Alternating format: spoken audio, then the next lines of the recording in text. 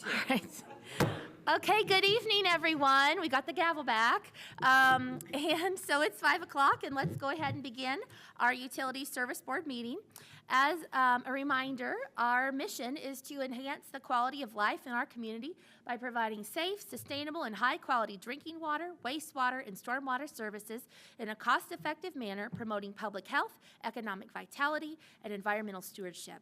And if any board member has any personal or financial conflict with any issues or individuals on the agenda, then please be sure to recuse yourself during those portions of the meeting. We'll start out and we'll ask if we have any petitions or communications from the public. Okay. And we have one here. And the microphone is just for cats, but if you'll please introduce yourself, and we'll be happy to hear what you have to share. Thank you. My name is Antonia Bachulupa Album. This is my husband, Aaron Pacheco. We came and spoke with you all in May about our sewer line, had tree roots going down under Kirkwood. At the time, we were hoping that we could discuss changing the policy that meant that that line was our responsibility beyond our property line, which you all seemed open to, but obviously that's a longer process than just one public comment. And at the time, you suggested we file a tort claim with the city, which was sort of the proper avenue to go down. So we are here today to just provide you with an update that we filed the tort claim. It was denied as expected.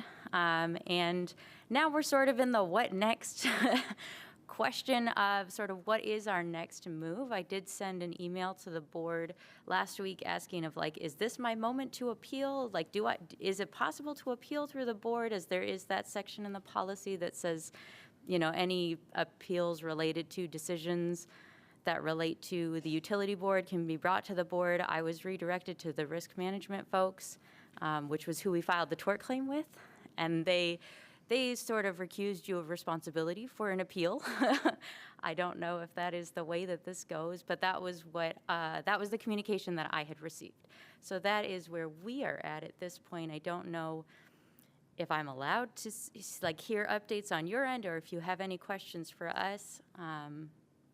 That is where we are at right now, and sort of not sure what the next move is for us. Thank you. I may have just missed it. I did not receive the email. Okay. This is our update from you today. And I, just in conversation, not as an official meeting, which I'd mentioned to you, that I've been speaking with Matt Flaherty, who is your representative for your area. And so I know he'd been in communication with you, but I was not clear on I did not know that your appeal had been denied. Brand new news as of like last week. Okay. So. And unfortunately, he was not able to be here tonight due to another meeting commitment. And so I am not, I don't know anything about the appeals process. And I don't know if any of our if you want to comment there, or if we have questions from our board members, comments. I just wonder if, since tort claim's been filed, whether Chris is tracking this. Yes, thank you. Of course. All yours. Thank you. So, good evening, Chris Wheeler with City Legal. So we have different types of appeal process, administrative appeals that are brought before this board. And we have sort of a blanket general appeal that exists in our rules and regulations for people who have different types of issues with regards to like their water bill, things like that. But we don't have an appeal process just as a general administrative appeal process just for general grievances. And so all that means is there isn't an administrative appeals process that is required to be exhausted before a person who believes they've been wronged by an administrative decision could take that issue up with a trial court. So when a notice of appeal, when a tort claim notice is brought to the attention of the city and that gets denied, all that does is clear a person for an opportunity then to go through a trial process, through actual litigation. in this instance, there is no administrative appeal to be exhausted. They're walking down the litigation path versus coming through an administrative appeal. I don't know if that makes any sense, but that's the process that happens. I don't know if that makes any sense to you, and I'm happy to try and answer more questions. Yes. So they can appeal the tort denial with Well, the there's no court? appeal. They Oh. just have to bring a lawsuit against the city Okay. now. They let the city know that they have an intention to do so, which is called a tort claim notice, and the city can negotiate to resolve that tort claim notice or just deny it, which then gives a person the opportunity to take it straight to a trial court for litigation.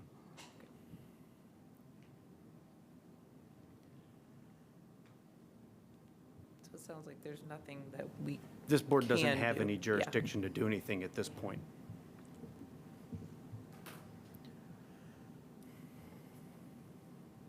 So just to remind me, this case was where there were street trees that were owned or maintained by the city that were causing the impact to the sewer line, but because it was inward from the main, it was considered your responsibility. Yes, Is that and correct? in particular, because we live on Kirkwood, the cost is somewhat astronomical to attempt to fix it. When we received quotes, it was upwards of $50,000 to make this kind of repair. And we know that we're not sort of alone in this situation, so, you know, we can't necessarily appeal the tort claim here, but our hope is that these policies that require the homeowner to care for the line beyond the boundaries of their property could potentially be rethought, or opportunities could be made available to help Bloomington residents who are in this kind of situation where for us to make that repair, it's far beyond our means, and I don't know that it makes sense to have us sort of tearing up and blocking Kirkwood in order to make this repair. And so, because this is in a litigation posture, I don't really want to talk too much about the city's position. First of all, I'm not involved in that decision, so I'm not really sure exactly what the city's position is. But if it's a city tree that has caused damage to private property, this department doesn't own those city trees. And so this department with this board don't have any real say in whether or not a city-owned tree did any damage to their private property. I will say this, however, I've done quite a bit of research as a result of this matter to look at what other utilities might be doing around the state with regards to this type of issue, and have found that there are some programs out there being implemented where people can basically pay into the utility on a small amount on a monthly basis or some amount over time that basically buys them. It puts them into account so that when their lateral service line has to be repaired at some point, they've got funding in there to get it paid, to get it repaired. And I don't know whether those utilities are actually going in and doing the work at a lower cost, but dipping into that fund. I don't know how all of that works, but I shared that information with our engineering department. I don't know if I might have shared it with you as well, James. So there are some programs out there, and we are looking at whether or not this department would start to implement some kind of a program similar to that or some other ideas. And that was something that was being worked on with Matt Flaherty. Yeah, so I can give you a little bit of an update of where that is.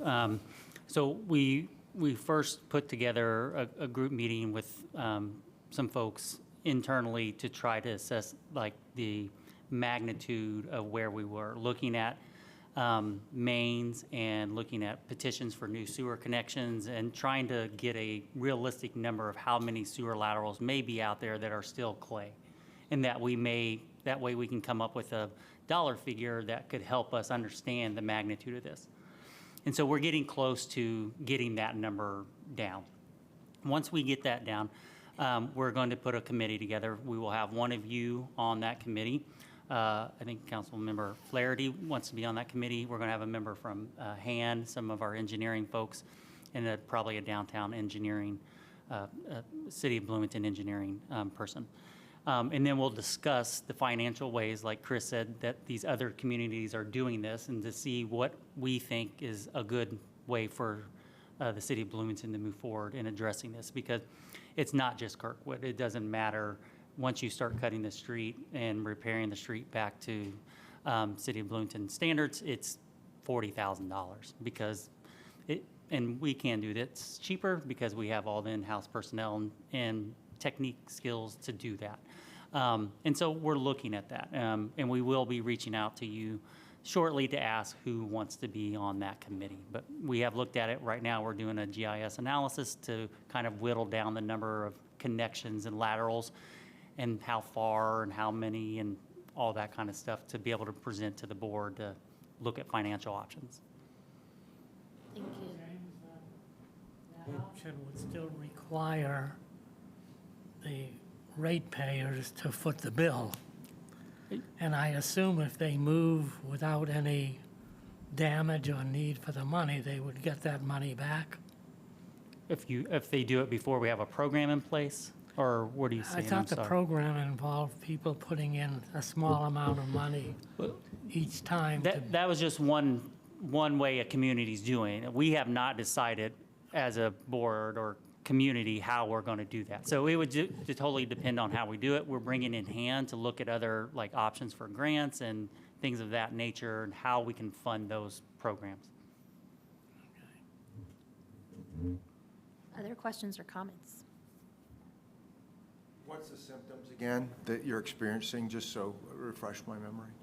If we do nothing, every 6 to 9 months or so, we've only lived here for a couple years, but every 6 to 9 months or so, our pipe backs up and we have a sewage flood inside the lowest outlet in our house, which happens to be in one of the showers.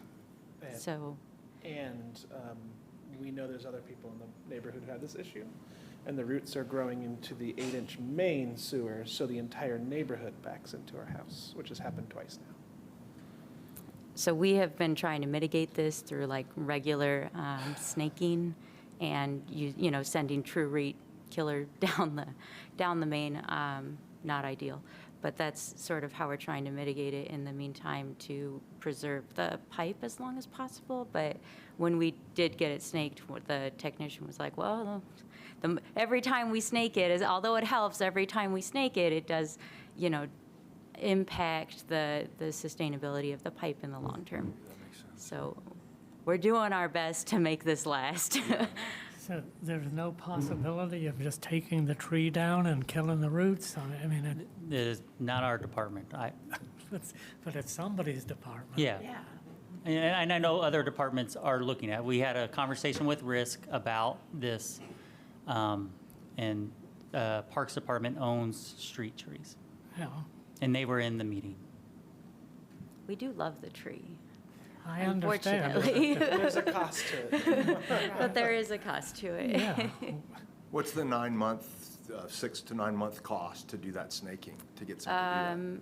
It's about $80 per snake, and then another, I think, $30 for the root killer. So about $100, $200 per year. We also got a warning from the plumber that we're snaking an old clay pipe, Yeah, and so there's a risk that that pipe collapses. And Sure. obviously, we can't afford it, so it'll essentially condemn the house, so we can't live in it, but we can't use the sewer. And I know there's other properties that are in this situation where they don't live in the house because the sewer line isn't working great or something like that.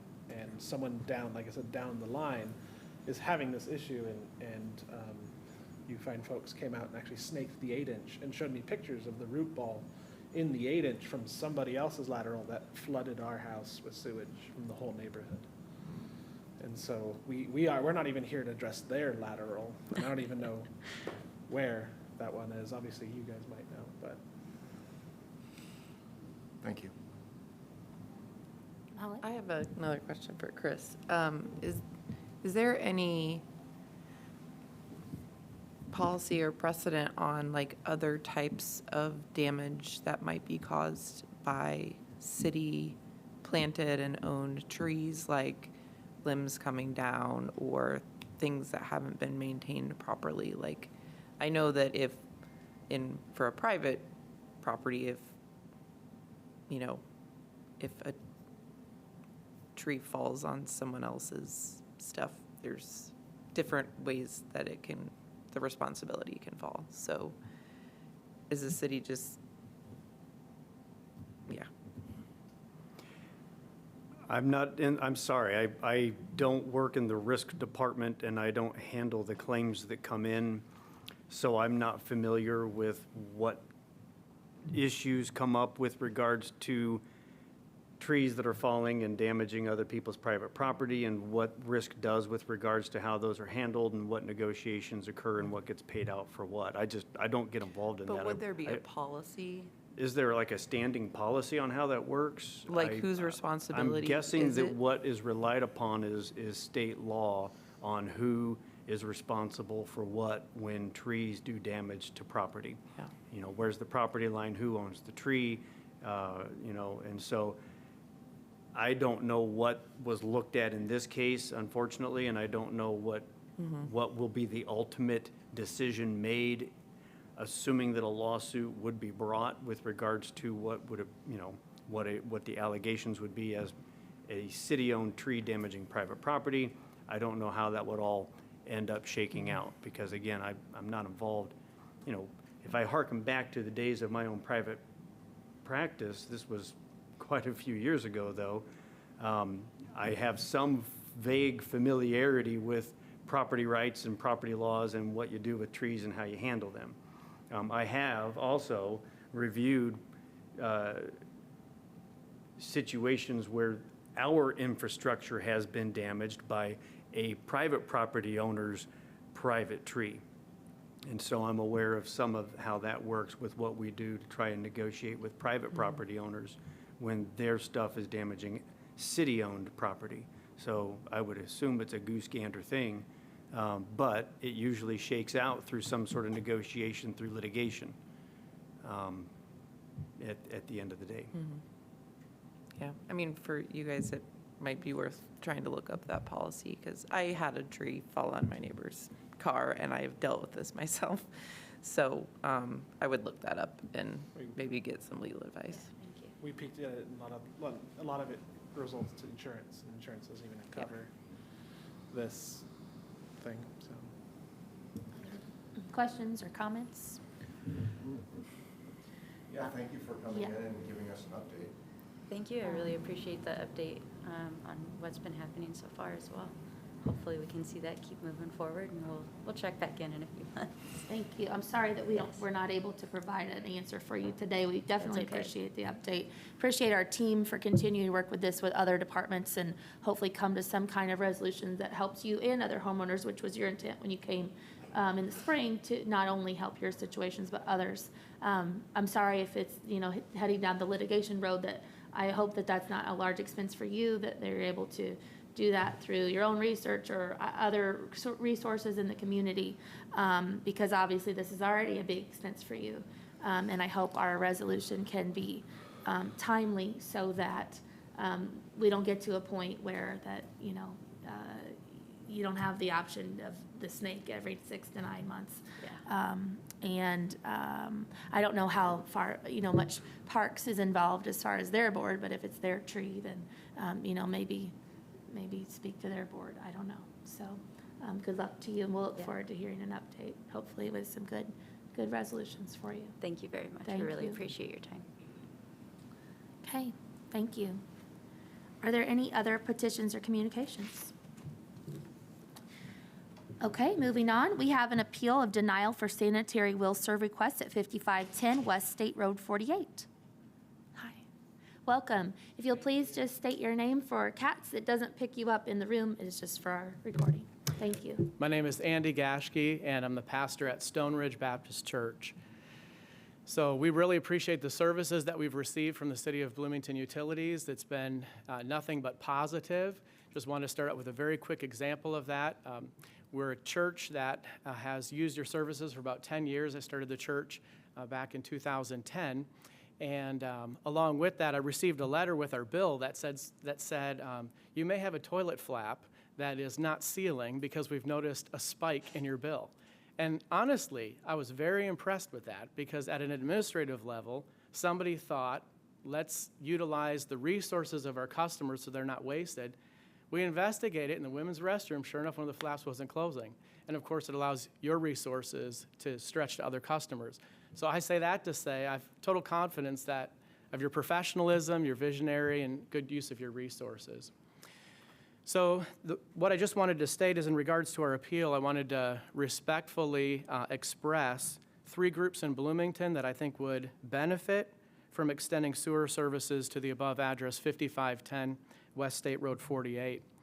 And the first group is, I believe it would benefit the west side of our Bloomington community because I-69 is bringing a lot of traffic, and it will continue to bring a lot of traffic over the next decades.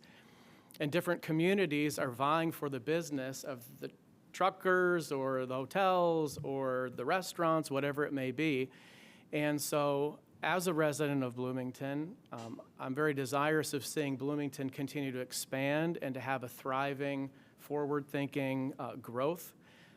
I mention that specifically because perhaps in the business community, businesses can only grow as fast as the infrastructure that keeps up with them.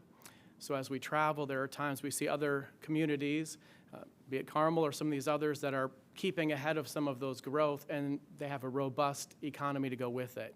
And so with the university, with I-69, with I-65, we've got a lot of opportunity to really draw in folks, and I'm just encouraging, I feel like that would really help the west side in regards to growth if we had infrastructure ahead of some of that growth. The second of all, the sewer services would provide a benefit to our church greatly. And I mention that because we're a nonprofit organization, and so any funds that we bring in are not because we collect dues or we have fees. Anything that we do is just donations that comes our way. And so I mention that because it would be far more cost-effective for us as volunteers within the community, be more cost-effective for us to pay you than it would be to have a private septic service put in when you're talking about a church of 250 or so, something in the auditorium that we're looking at.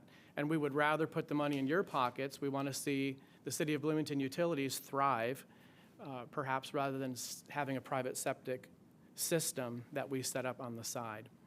So just to tell you a little bit about ourselves, we offer free English lessons to those who are international students. We've got folks from India and China and various places that come for those. We had the Child Protective Services call us 2 weeks ago, and we have, not for an incident within our church, but we have a faith-based counselor there, and so we didn't reach out to Child Protection Services. They reached out to us. They said, we've got this individual. We'd like you to work with them. He said, well, I can put together a proposal. He did, and in putting that together, they said, we want you to go forward with this. So he did, and after this individual was assessed, they said, you have exceeded any expectations that we had, that a faith-based ministry could be able to accomplish this. And so I'm just saying, we are not like a restaurant that charges fees as people come in. I do funerals, I do weddings. I was at the hospital on Friday for chaplaincy work. We have hundreds of hours that we put into the community from a service standpoint. We've got a couple from our church that's in Uganda. Today they began doing some ministry with offering medical missions. So I guess I just mentioned that we are trying to have our dollars stretch as much as possible. And if we pay more for infrastructure, then it cuts back on the resources that we have to put back in the community. But our heart's in the community. We want the money to go to people, not necessarily unnecessary expenses.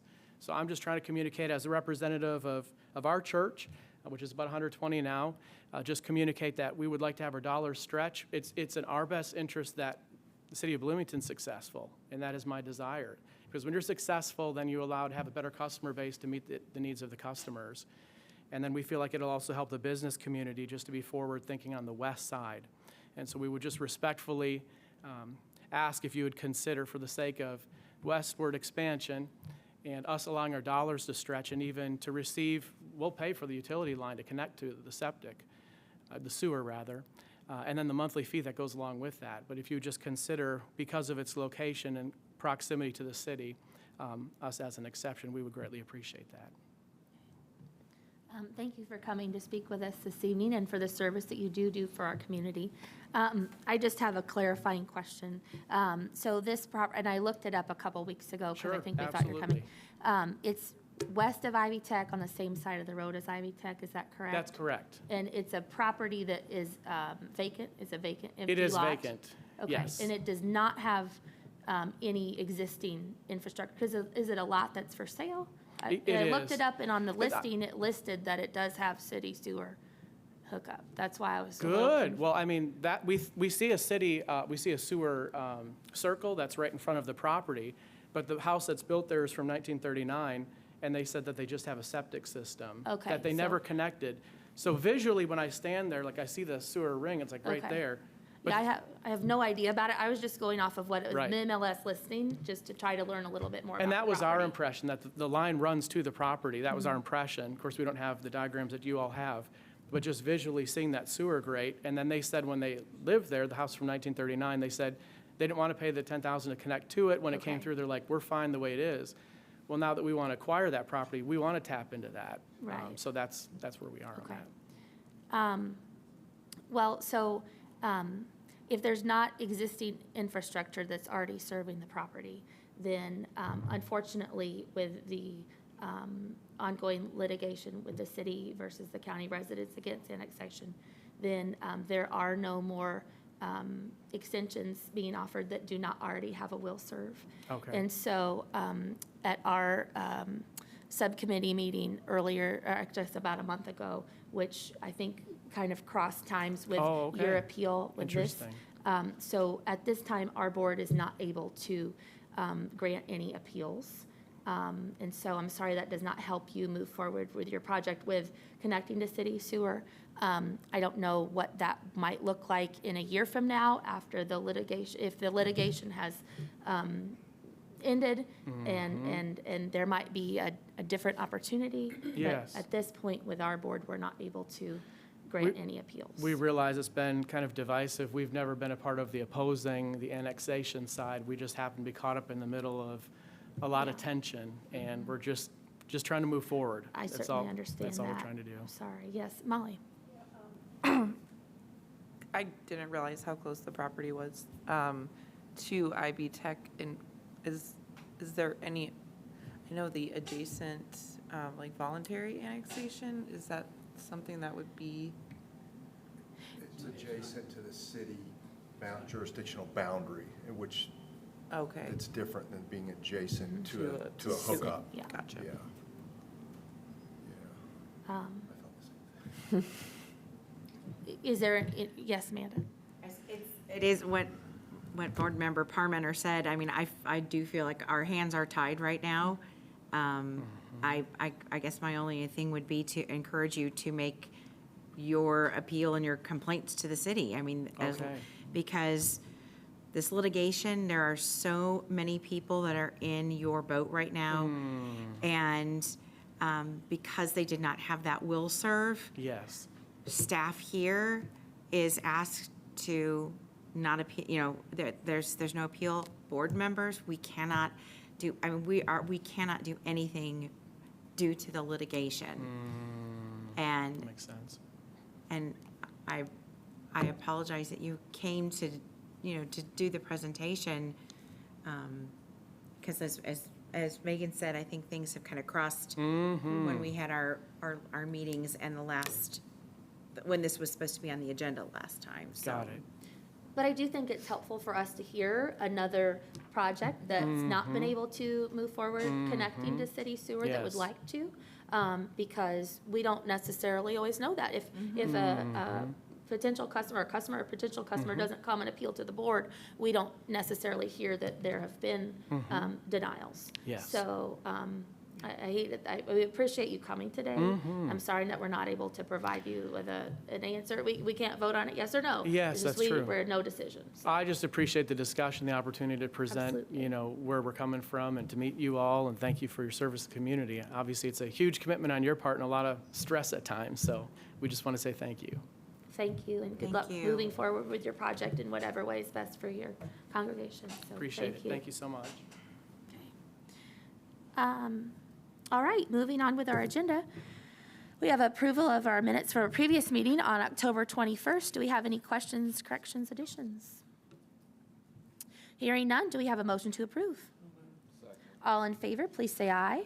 Aye. Opposed? Motion carries. Next, we have approval of the claims. First are standard invoices in the amount of $2,171,261.62. Are there any questions? Yes. So I have a general question and then some specific examples. So there's, we have claims that come in for the trainings, and typically I've noticed they're specific to one of the three utilities, and it's obvious which one it is. And we have a couple here for American Water Works Association well, in one case, all of it's going to water, and in one case, it's split. And then we have a whole bunch that are, we have one for this FFB PACP training. I don't know what that is. And then we have a whole bunch to WEF Tech, WEF Tech. And in some cases, they all go to wastewater. In other cases, they're split between the utilities. And I didn't know if there's a reason for, like the WEF Tech, for example, if it really is all wastewater, or if it actually should be split, or there's some method to those distinctions between them. And I realize none of them are large amounts of money, but this is something that I always pay attention to. So I'm wondering what's going on here. So if the person worked at a wastewater treatment plant, they would be charged all wastewater. If they're working at the Monroe plant, they would get charged all water. Or if, I'll use Hector as an example. He's the assistant director for operations, and he was over kind of all of it, so we probably spread him over both, right? So Okay. it all just depends on who we're paying for. Okay. What's the WEF Tech training It's an annual conference for water. for? Mostly wastewater. Mostly wastewater? Yeah, but they have stuff there for Okay. general stuff. Okay, so Yeah. it does get, okay.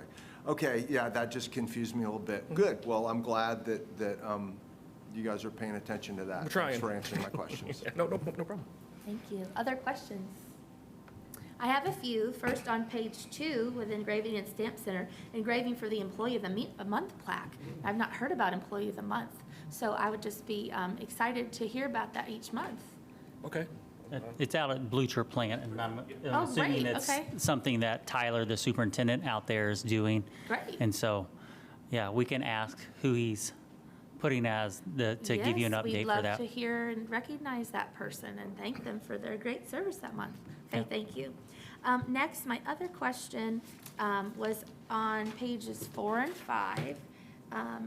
There were a few for PACE Analytical Services, and it probably is, it could be something that's on here that I've just not seen before, but the annual pre-treatment sampling for Catalent. And I was just wondering if you could tell me a little bit more about that, please. Yeah, sorry, I haven't been doing this. James Hall, Assistant Director of T&D. So the pretreatment program by permit is required to sample our industrial users each year, depending on the type of classification they are, if they're metal finishers or what they are. The EPA dictates to us how many times per year we need to sample them, or more if we choose to do that. And so I'm guessing that's what this is. There's a lot of organics and metals and other things in there. They're all the same number. We may have got samples or 3 different invoices back. Sometimes if we submit all the samples at once and they get results back at different times, they'll send us invoices over different things. But I'm assuming by the cost of these, there's organics in there, Yes. because they're usually really expensive. And so that's what that is. And we actually will bill Catalent back, Okay. and they will pay us. So anytime we do pre-treatment sampling, the industrial user, we will bill them after the fact. But we send it in, pay for it, and then bill them for the cost of those. Thank you. That was actually my follow-up question, Yeah. so you knew it. Okay, thank you. Any other questions? Hearing none, do we have a motion to approve the standard invoices? All in favor, please say aye. Aye. Opposed? Motion carries. Next, we have utility bills in the amount of $13,661.04. Are there any questions? Hearing none, do we have a motion to approve? All in favor, please say aye. Aye. Opposed? Motion carries. Next, we have wire transfers in the amount of $581,399.71. Are there any questions? Well, you know, it's my monthly comment about our Chase credit card fees of $32,067.57 and our NPC credit card fees of $347.05. And Matt, I know we asked you this, but can you just give us an update on our plan for implementation? Yeah, I'm hoping to have the contract to the board at the next meeting. Great, we'll look forward to it. Thank you. Okay, any other questions about wire transfers? Do we have a motion to approve? All in favor, please say aye. Aye. Opposed? Motion carries. Finally, we have customer refunds in the amount of $6,907.21. Are there any questions? Hearing none, do we have a motion to approve customer refunds? All in favor, please say aye. Aye. Opposed? Motion carries. Thank you. Moving on, we have approval of the consent agenda in the amount of $21,302.20. James Hall. Yes, James Hall, Assistant Director of T&D. I'm pleased to present tonight's consent agenda totaling $21,302.20. The first contract on there is for Smithville for $214.95 per month for internet upgrades at Dillman Wastewater Treatment Plant. The second item is for $99 per month internet upgrade at Monroe Water Treatment Plant. And then the last contract on there is for Brehop Corporation for $10,000 for on-call services for air compressor and crane services. And these are all pending controller office approval. Is there any member who wishes to consider one or more of these items individually? I have just one question about A and B. Okay. So, Can we do that? Yeah. okay, thank you. All right, so I just wondered, I see on here Dillman and Monroe, but do we not need an internet upgrade at Blucher Pool, or is that something we've already done, or is on the line? That's a part of another project with ITS. Thank you. Yep. Okay. All right. Hearing none, if there's no opposition to these items will be approved as recommended by staff. Hearing no opposition, the consent agenda is approved. Thank you. All right, next we have request for approval of the 2024 residential stormwater grants for 903 and 909 North Park Ridge Court. Sorry. James Hall, I'm going to do that Thank for you. Liz. She got caught downtown. Speaking with her, so this is a resident, she's planning to bring the rest of the residential grants programs in 2 weeks to you. This individual wanted to get started right away to try to kind of beat some of the planting stuff because most of the projects won't happen until next year. And this individual wanted to get started early. And so this is part of that. The residential grant program, I think is for Maybe $1,900. $1,900, yeah. 1742. None of us are right. Okay. Sorry. Thank you. Questions for James? I'll look forward when Liz comes back, because I noticed that we didn't have like a third or a fourth of the applicants that we've previously had, and I know we've moved the residential stormwater grant cycle in the year to actually benefit our recipients. So I'll be interested to hear a little bit more about that. And Seth, were you on that committee as well? Yeah. So we'll let you share then. Okay. Yeah. Thank you. So do we have a motion to approve? All in favor, please say aye. Aye. Opposed? Motion carries. Thank you. All right. Do we have any old business from the board? Old business from staff? New business from the board? New business from staff? No. Okay. There were no subcommittee meetings, but our property and planning subcommittee will be meeting on the 18th. Do we have any staff reports? Yes, I have a few things here. We had a new inventory coordinator start. Her name is Valerie Perry. That's in the finance group. Great. We had a couple people move up to different roles. Shane Ira, who was a operator at the plant, is now the assistant superintendent at Monroe Water Treatment Plant. He's been here since 2010, and he's very smart and very capable, and glad to have him. Great. And then Austin Bennington, who works in my group, has accepted the position as assistant superintendent over our stormwater group. And he's, a good, sharp young man, and that's all. Okay, thank you. Well, Thank you. welcome, congratulations to all those folks. Thank you. Okay, Are there any additional petitions or communications? Hearing none, do we have a motion to adjourn? Okay. Thank you. Thank you, everybody.